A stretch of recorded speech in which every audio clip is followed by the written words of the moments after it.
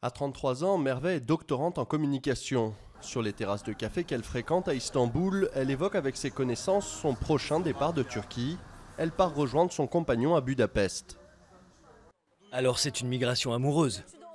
C'est un peu le cas, mais c'est surtout qu'il est également turc et il ne veut pas vivre ici. Nous voulons tous les deux mener une carrière académique et c'est devenu très difficile en Turquie. Alors, nous avons décidé de partir. Loin d'être anodine, la décision de quitter son pays a été difficile pour Merve.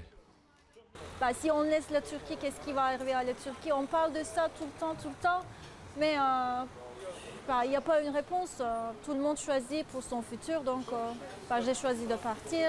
Il y a des gens qui ont décidé de rester ici, ils ont toujours de l'espoir. Une situation économique qui se dégrade, un recul des libertés et une montée du conservatisme, autant d'éléments qui poussent les jeunes Turcs diplômés à envisager leur avenir loin du pays.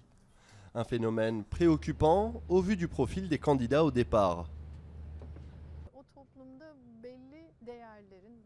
Leur départ signifie qu'il y a de moins en moins de personnes qui véhiculent certaines valeurs importantes, universelles, comme les droits de l'homme, et cela implique un affaiblissement de ces valeurs.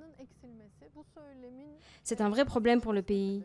Mais ce n'est pas tout. Il n'y a pas que l'aspect socio-culturel, il y a aussi l'aspect économique. Leur départ est un vrai désavantage pour le pays.